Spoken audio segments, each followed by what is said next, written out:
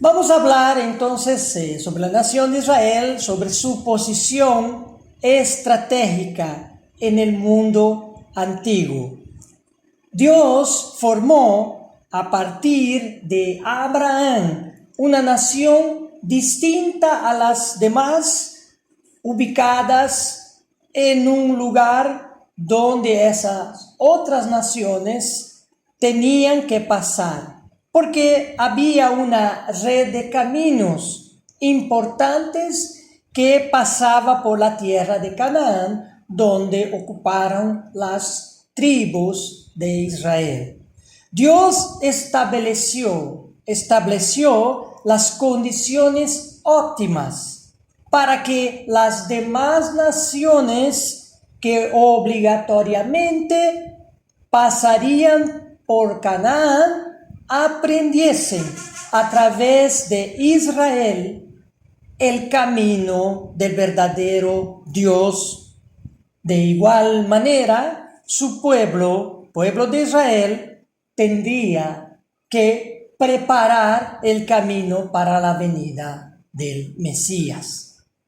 Y la larga historia de Israel va desde Abraham hasta Jacob, y luego han pasado por la esclavitud en Egipto, la peregrinación por el desierto por 40 años, pasaron por la conquista de la tierra prometida, y los tiempos de los jueces vinieron luego enseguida, y después el tiempo de los reyes de Israel. Hubo también la fragmentación de este reino, la invasión del imperio asirio desde el norte hacia Israel, y el cautiverio también, luego, más tarde, en Babilonia del reino del sur, del reino de Judá, hasta finalmente llegar en esa línea del tiempo en la venida del Mesías en tiempos del yugo romano. Los mismos romanos que en el año 70 de nuestra era sitió y destruyó Jerusalén y el templo, dispersando a los judíos por todo el mundo. Una historia muy difícil que Dios tuvo que intervenir en una cantidad de veces, a pesar de que sus propósitos primarios de Dios era que la nación de Israel viniese a ser ejemplo para las demás naciones de todo el mundo. Y a pesar de que eso no se ha cumplido, no hay lugar a dudas en afirmar que Israel sí influenció al mundo antiguo y aún al mundo moderno, evitando la hegemonía del camino de Satanás a través de los tiempos, balanceando, equilibrando la historia de la humanidad. El mundo antiguo, antes de Noé, siguió su propósito, su propio camino, y fue destruido. Después de Noé, con las incesantes intervenciones de Dios, el mundo moderno ha sobrevivido más del doble del tiempo que el mundo antes del diluvio. La historia de la formación de la nación de Israel después del diluvio marcó una profunda diferencia. Abraham, Isaac y Jacob, llamados por Dios para que originen la nación de Israel, ellos se mantuvieron firmes en las promesas de Dios. Los 12 hijos de Jacob, cuyo nombre fue cambiado para Israel, sus hijos formaron, los varones, las 12 tribus de la nación de Israel.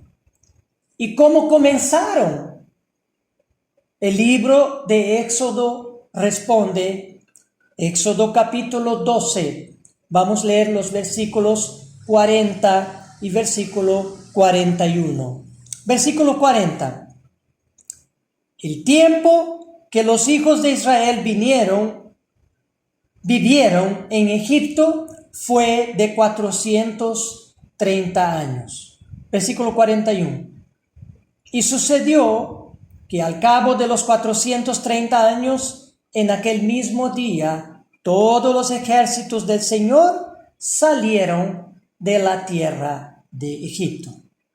Los hijos de Israel se multiplicaron a punto de formar una nación, siendo aún ellos esclavos de los egipcios.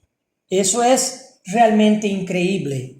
Una nación forjada en el sufrimiento y esclavitud que no ha dado cabida para la prepotencia ni fomentó la autoconfianza.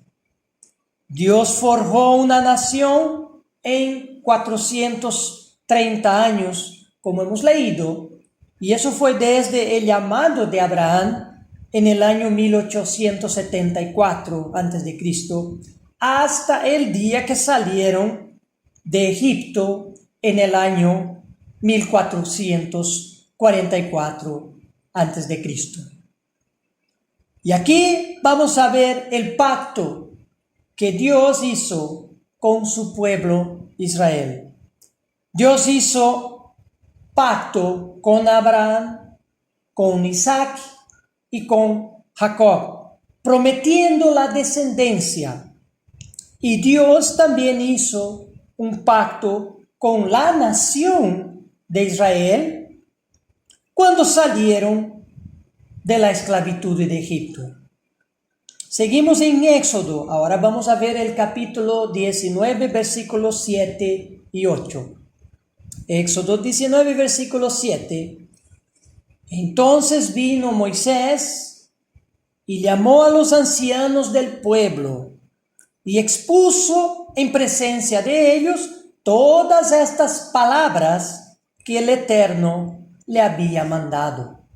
Versículo 8. Y todo el pueblo respondió a una y dijeron: todo lo que el Señor ha dicho, haremos. Pero un pacto no se hacía con tan solo una confirmación, sino que mínimamente era necesario para su validez que él mismo fuera ratificado por lo menos 2 veces más, es decir, 3 veces en total. Éxodo capítulo 24, versículo 3, dice: y Moisés vino y contó al pueblo todas las palabras del Eterno y todas las leyes.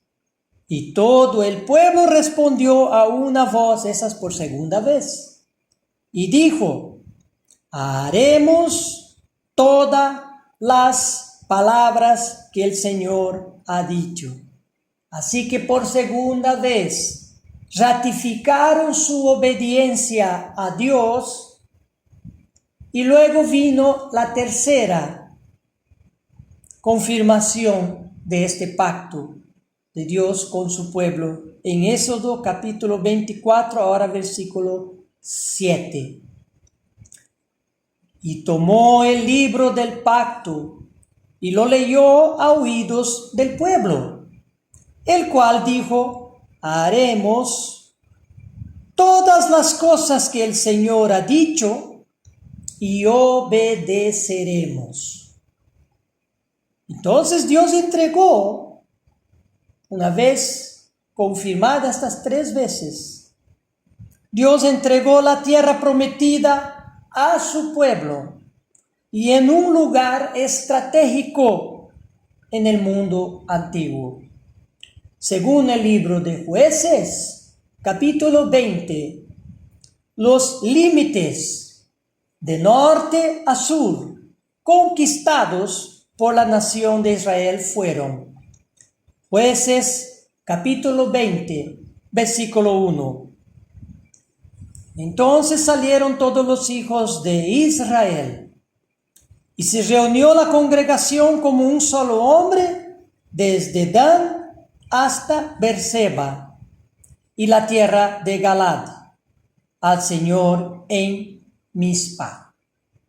Esa porción de territorio que Dios prometió a Abraham medía más o menos 320 a 380 kilómetros desde Dan al norte hasta la península del Sinaí al sur.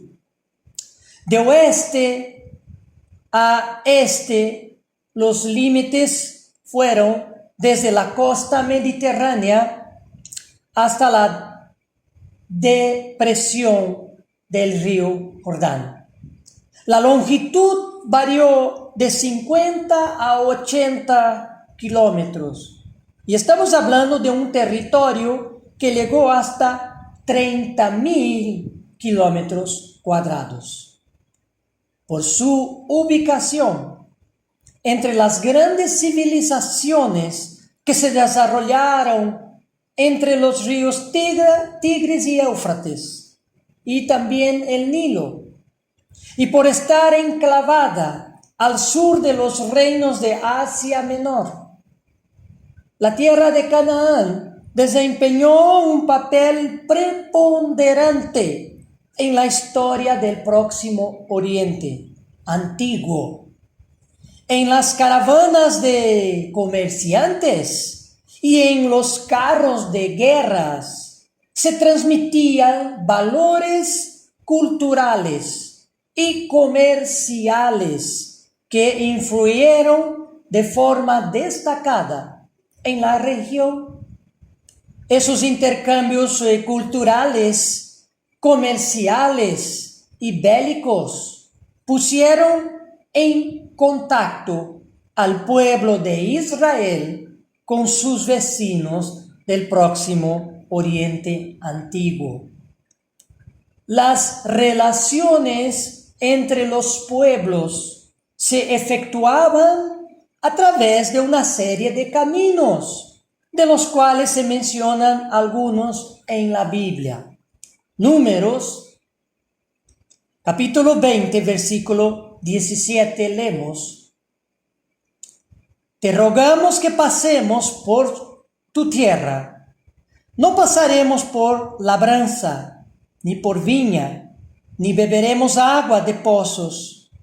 Por el camino real iremos, sin apartarnos a diestra ni a siniestra, hasta que hayamos pasado tu territorio. De esta manera, y recapitulando, Dios permitió al mundo antediluviano, de Adán hasta Noé, desarrollar su sociedad y seguir su propio camino sin que Dios interviniera, para que se demostrase a través de los resultados, o sea, en la práctica, los resultados de seguir el camino de Satanás.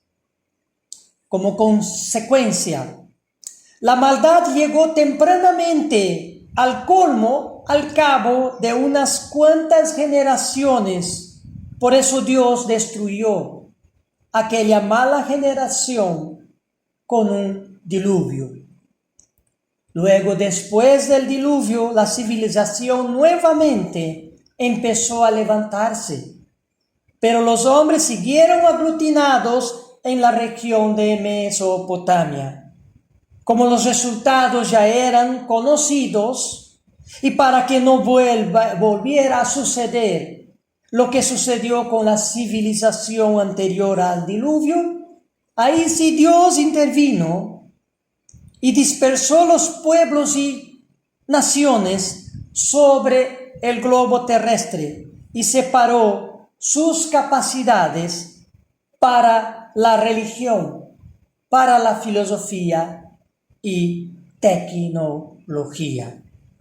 Uno de los grandes motivos ocultos para los eruditos de la Biblia es que Dios rompió con eso la hegemonía de Satanás sobre la civilización y apartó la población del sitio donde ese ser tenía su trono, que era Mesopotamia, donde estaba originalmente el jardín del Edén.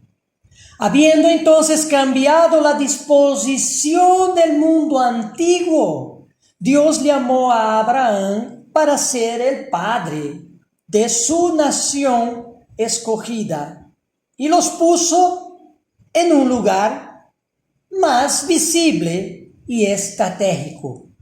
La tierra de Canaán es el lugar donde puso al pueblo de Israel para que ellos enseñasen a las personas de distintas naciones y pueblos de Europa, Asia y África que forzosamente tenían que pasar por Israel.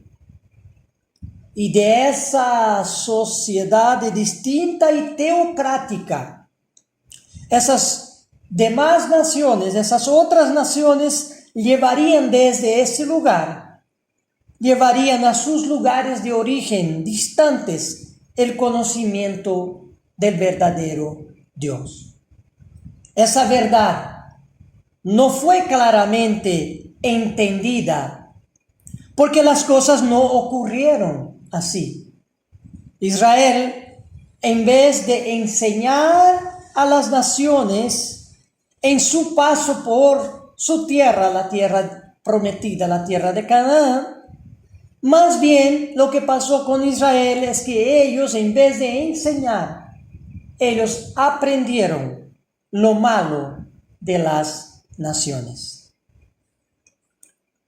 Y ahí viene, después que estableció Israel en la tierra de Canaán, viene el tiempo de los jueces y posteriormente de los reyes. Y eso vamos a hablar ahora.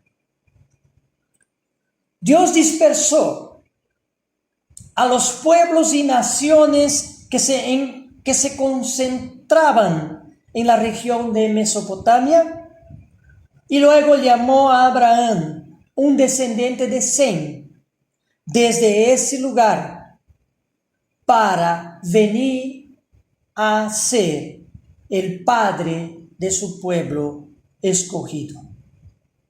Dios prometió a Abraham la tierra de Canaán, que vino a ser un nuevo lugar estratégico en el mundo antiguo, rompiendo la hegemonía de Satanás sobre las naciones.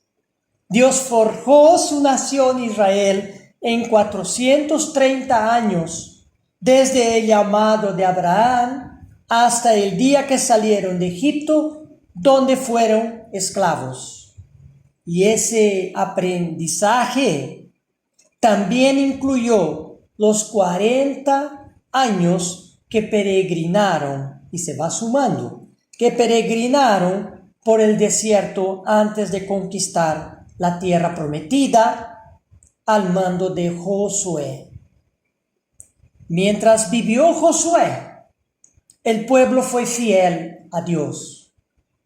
A los 25 años de haber entrado y conquistado la tierra prometida, Josué murió a la edad de 110 años. Después de Josué, la nación de Israel entró en un periodo conocido como el periodo de los jueces, que fueron personas que Dios levantó de entre su pueblo para librar a Israel cada vez que eran oprimidos por pueblos extranjeros. El periodo de tiempo de los jueces de Israel comenzó después de la muerte de Josué y concluyó en el tiempo del profeta Samuel, un periodo que duró 330 años. En los tiempos del profeta Samuel, los israelitas pidieron ser gobernados por un rey humano. Saúl fue ungido por Samuel como el primer rey sobre las 12 tribus de Israel. La nación de Israel estuvo 112 años unida bajo sus primeros 3 reyes, Saúl, David y Salomón. Con la muerte de Salomón, el reino de Israel se dividió en 2. El reino del norte, conocido como Israel, con 10 tribus y su capital, Samaria. El reino del sur, conocido como Judá, con la tribu predominante de Judá, más los benjamitas en menor número. Los levitas, que no tenían posesión, porque ellos eran de la clase sacerdotal, estuvieron distribuidos en los 2 reinos, sin herencia a la tierra.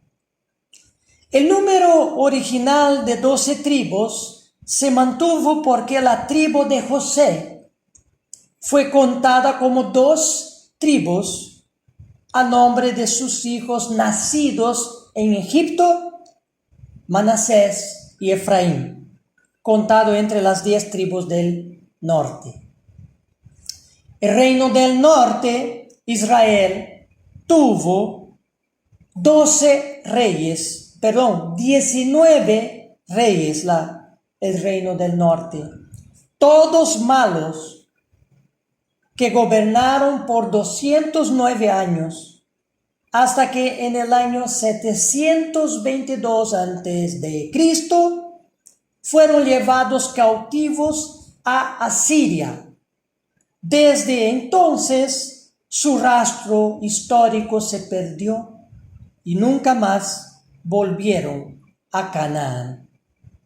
El reino del sur, Judá, tuvo más 20 reyes, de los cuales 8 fueron considerados buenos.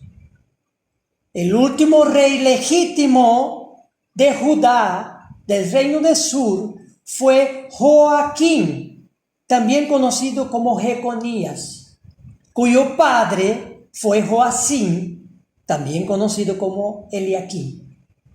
Joacim fue el segundo hijo del rey Josías. Para entender, veremos la sucesión desde Josías, quien reinó 31 años sobre Judá. Primera de Crónicas, capítulo 3, versículo 15 dice: y los hijos de Josías, Joanán, su primogénito. No se sabe cómo murió Joanán y él nunca fue rey. El segundo, Joacim. El tercero, Sedequías. El cuarto, Salum. Este último, el menor de los hijos de Josías, fue el rey de Judá. Algunas traducciones, como la de la lenguaje de hoy y otras traducciones, lo nombra no como Salum, sino como Joacás, rey Joacás de Judá. Según la Biblia, a la muerte de Josías, el pueblo fue quien nombró a su hijo menor Salum, conocido como Joacás, como el nuevo rey de Judá. Segunda de Reyes, capítulo 23, versículo 30, vamos a leer la segunda parte de este versículo que dice: entonces el pueblo de la tierra tomó a Joacás, hijo de Josías, y lo ungieron y lo pusieron por rey en lugar de su padre. Pero a los 3 meses de su reinado, el faraón de Egipto intervino, destituyó a Joacás y puso al segundo hijo mayor de Josías, el primogénito ya no vivía, Josías, su segundo hijo mayor de Josías que vivía, de nombre Eliaquim, lo puso el rey de Egipto en el trono de Judá.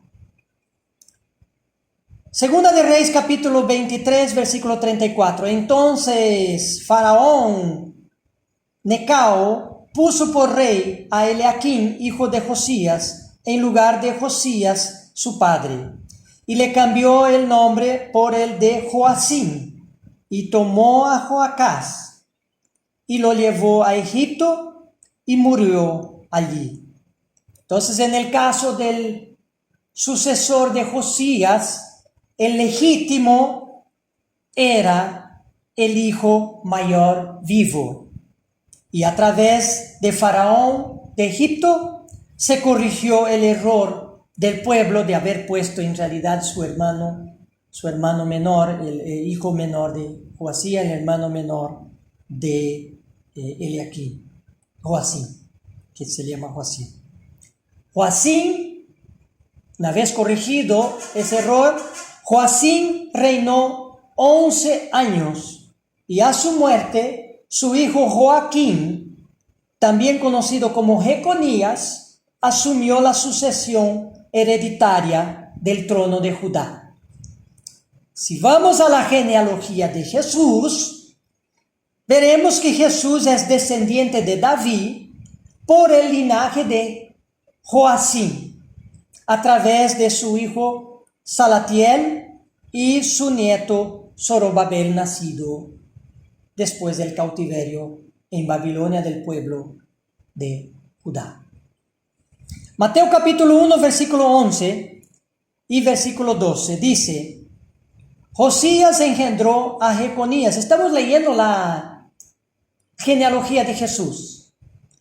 Por el medio leemos: Josías engendró a Jeconías y a sus hermanos en tiempos de la deportación a Babilonia. Versículo 12. Después de la deportación a Babilonia, Jeconías engendró a Salatiel y Salatiel a Zorobabel, y así sucesivamente uno puede continuar leyendo hasta Jesús. Sin embargo, el nombramiento último rey de Judá, el nombrado último rey de Judá, el conocido rey Sedequías, no se encuentra en la genealogía de Jesús, porque no fue un rey legítimo para Dios, ni para sus profetas, porque Sedequías fue colocado en el trono por Nabucodonosor II, rey de Babilonia. No hubo sucesión hereditaria, pues Sedequías no era descendiente de Jeconías, sino que era su tío. Segunda de Reyes, capítulo 24, versículo 15 y versículo 17 dice, versículo 15, asimismo llevó, hablando de Nabucodonosor, quien lo llevó, cautivos a Babilonia a Joaquín, a la madre del rey, a las mujeres del rey, a sus oficiales y a los poderosos de la tierra. Cautivos los llevó de Jerusalén a Babilonia. Versículo 17. Y el rey de Babilonia puso por rey en lugar de Joaquín a Matanías, su tío, y le cambió el nombre por el de Sedequías. Sedequías solo obtuvo un reconocimiento como rey parcial, pues algunos siguieron considerando rey a Joaquín, aunque estuviera en cautiverio. El reinado de Sedequías contó con la oposición de los profetas Ananías y Jeremías. Incluso una de las profecías de Jeremías que profetizaba el regreso del rey Jeconías, que se encontraba preso en Babilonia, se cumplirá con Jesús, su descendiente, cuando Jesús reine sobre toda la tierra, desde Jerusalén, en el milenio futuro del reino de Dios, ya que Jesús, volviendo a recalcar, es descendiente del linaje de Jeconías a través de Salatiel y Zorobabel, y no así del linaje de su tío Sedequías. Jesús no es descendiente del linaje de Sedequías. Jeremías capítulo 28, 4, aquí está la profecía, dice: yo haré volver a este lugar a Jeconías, hijo de Joacim, rey de Judá, y a todos los transportados de Judá que entraron en Babilonia, dice el Eterno. Y mira que es una profecía cuando Sedequías estaba gobernando Judá. Y aquí quien volvería es Jeconías. Porque yo quebrantaré el yugo del rey de Babilonia.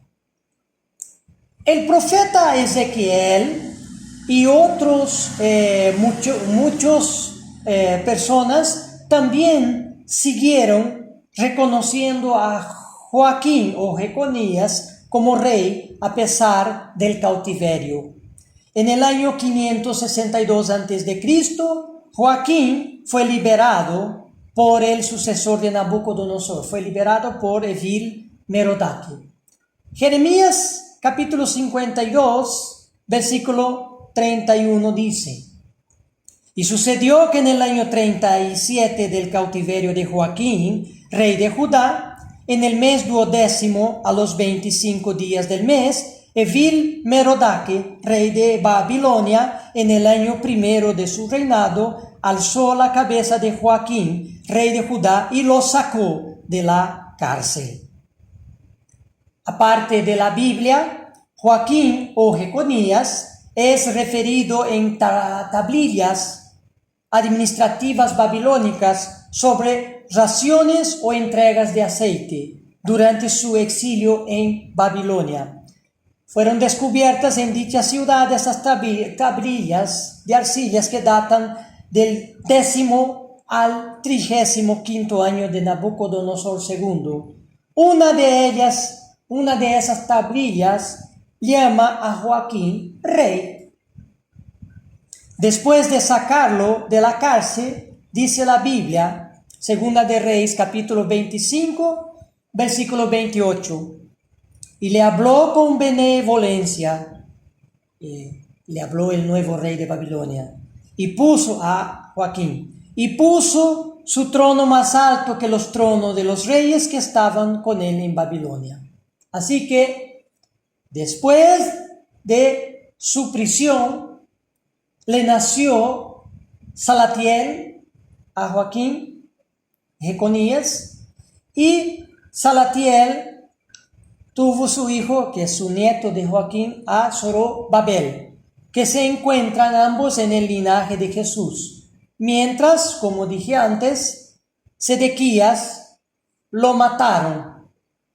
Sus hijos varones, todos lo mataron frente a su padre, el rey Sedequías.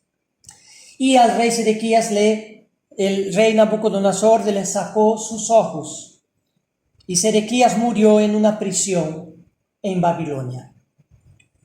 A diferencia del reino del norte, que nunca volvió a Canaán, los judíos, reino del sur, regresaron a su tierra para reconstruir Jerusalén y el templo 70 años después del cautiverio en Babilonia. Cuando el rey persa Artajerjes I decretó en el año de 457 a.C. el regreso de los pueblos cautivos por Babilonia a sus lugares de origen, beneficiando también a los judíos que regresaron a Jerusalén. Ese histórico decreto se encuentra en exposición en el Museo Británico de Londres y está grabado en un cilindro de arcilla parecido a una mazorca de maíz en escritura cuneiforme. A los 560 años después que los judíos volvieron de su cautiverio, Jesús fue bautizado en el año 27 a.C., a la edad de 30 años, iniciando su ministerio con el anuncio de la llegada del reino de Dios. Y finalmente 43 años más tarde, es decir, en el año 70 de nuestra era, el general Tito sitió y destruyó la ciudad de Jerusalén y el templo en la guerra de los judíos con los romanos. Los judíos que huyeron de la invasión romana al reino de Judá se dispersaron entre las naciones, terminando así una etapa importante de la historia conocida del pueblo de Israel. Vamos a hablar un poco más, volviendo en el tiempo, sobre la conquista de la tierra de Canaán y los jueces de Israel. Entonces, regresando sustancialmente en el tiempo, por ocasión de la conquista de Canaán, el pueblo de Israel no entendió o simplemente no obedeció al mandato divino para conquistar toda la tierra de Canaán. Las 12 tribus en que Israel estaba conformada, luego después de los 40 años que estuvieron en el desierto al mando de Moisés, comenzaron a la conquista de la tierra prometida al mandato de Josué en lugar de Moisés. Moisés murió antes de entrar a la tierra de Canaán. Los israelitas no conquistaron la tierra de Canaán completamente. El libro de los Jueces dice que los de la tribu de Benjamín no desposeyeron del todo a los jebuseos, y que los de las tribus de Manasés, Efraín, Zabulón, Aser y Neftalí tampoco lo hicieron con los cananeos. Y los de la tribu de Dan no lo hicieron con los amorreos. ¿Y cuál fue la causa de no conquistar toda la tierra? La causa fue su desobediencia. Jueces, capítulo 2, versículo 16 y 17 dice, versículo 16, y el Eterno levantó jueces que los librasen de mano de los que les despojaban. Versículo 17, pero tampoco oyeron a sus jueces, sino que fueron tras dioses ajenos, a los cuales adoraron. Se apartaron pronto del camino en que anduvieron sus padres, obedeciendo a los mandamientos del Eterno. Ellos no hicieron así. Y Jueces capítulo 3, versículo 1 y versículo 5 dice, complementando, estas pues son las naciones que dejó el Eterno para probar con ellas a Israel, a todos aquellos que no habían conocido todas las guerras de Canaán. Versículo 5, así los hijos de Israel habitaban entre los cananeos, heteos, amorreos, fereceos, heveos y jebuseos. Aquí vemos el pecado de la desobediencia que llevó a Israel como nación a no acceder totalmente la tierra prometida. La conquista debería ser poco a poco, avanzando conforme su fidelidad y a su fidelidad a las leyes y los mandamientos de Dios. Pero influenciado por las naciones vecinas, en vez de enseñar el camino del verdadero Dios a estas otras naciones, más bien aprendieron de ellas. Después de la muerte de Josué, el pueblo fue oprimido por diferentes naciones, empezando por los sirios por 48 años, luego por los moabitas por 98 años, por los filisteos por algunos años, luego por los cananeos por 60 años. Por último y simultáneamente fueron oprimidos por los madianitas y amalecitas 103 años, filisteos por 20 años y amonitas por 49 años. Por las sucesivas opresiones, Dios levantó a lo largo de ese periodo a 14 jueces como Sansón e incluso una mujer, Débora.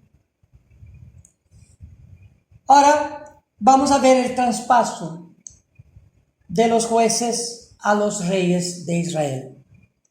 Después de más de 3 siglos gobernados por los jueces, el pueblo de Israel rechazó el modelo teocrático en que eran gobernados. Veamos 1 Samuel capítulo 8 para comenzar a entender este punto. 1 Samuel capítulo 8, versículo 6. Pero no agradó a Samuel esta palabra que dijeron: danos un rey que nos juzgue. Versículo 7. Y Samuel oró al Eterno, y dijo el Eterno a Samuel: oye la voz del pueblo en todo lo que te digan, porque no te han desechado a ti, sino a mí me han desechado, para que no reine sobre ellos. Acá hay algo muy interesante. Esta no fue la primera vez que el pueblo anheló por un rey humano. Durante el periodo de los jueces, en más de una oportunidad, hubo intentos por establecer un rey sobre Israel, pero Dios ha estado interviniendo y no ha permitido que tuvieran reyes humanos antes del tiempo establecido. Por ejemplo, el pueblo de Israel intentó hacer rey a Gideón, quien fue el 5º juez de Israel.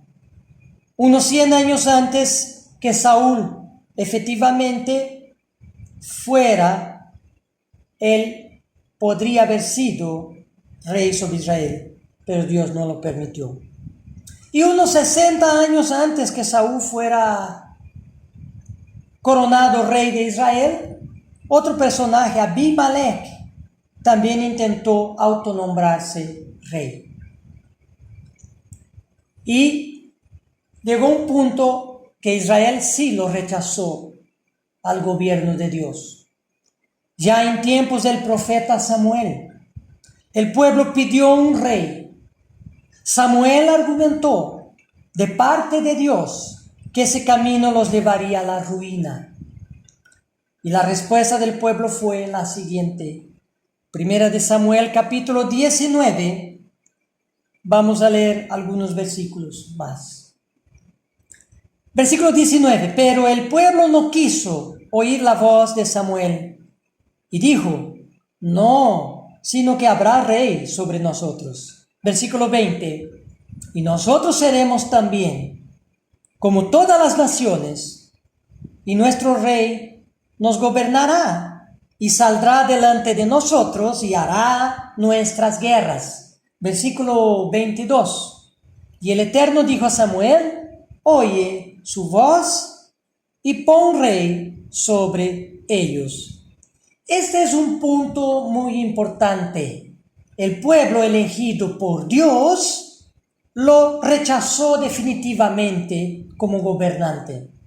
Pero como Dios es omnisciente, es decir, sabe todas las posibilidades y tiene una respuesta para todo, Él había previsto esa posibilidad y la utilizó como una transición para las cosas que ocurrirán en el futuro, cuando establecerá su reino sobre la tierra. Veremos lo que varió. Israel dejaría de ser un gobierno teocrático, conducido por los jueces, y se asemejaría a las naciones vecinas al asumir un rey humano con la conducción del pueblo de Israel. Dios había planeado que si eso ocurriese, el Mesías nacería de la descendencia de estos reyes humanos para en un futuro recuperar legítimamente el trono para Dios. El pueblo había elegido un camino sin vuelta, rechazando a Dios como su gobernante directo. Por eso Dios dispuso recuperarlo a través de Jesús como descendiente del linaje real de los reyes de Israel. Y en un futuro Dios restaurará su reino y su capital. La ciudad de Jerusalén apareció tardíamente en la historia de la tierra prometida, es decir, 400 años después de que Israel ingresó a Canaán, cuando el rey David estableció la ciudad de los Jebuseos, la antigua Salem, como capital de Israel. Como se indicó anteriormente, Dios era el gobernante de Israel, y la Biblia habla de una ciudad en el cielo de nombre Jerusalén, hecha con muros de jaspe y calles de oro. Jerusalén significa ciudad de paz. Esa es la capital original del reino de Dios, creada en el principio de todas las cosas. Cuando Dios creó los cielos y la tierra, Dios construyó en el tercer cielo esta ciudad magnífica, con longitud, anchura y largura iguales de 2.160 kilómetros. Un cubo perfecto. Cuando Dios fue rechazado como gobernante por su pueblo Israel, también Jerusalén del cielo dejó de ser la capital del pueblo físico de Israel.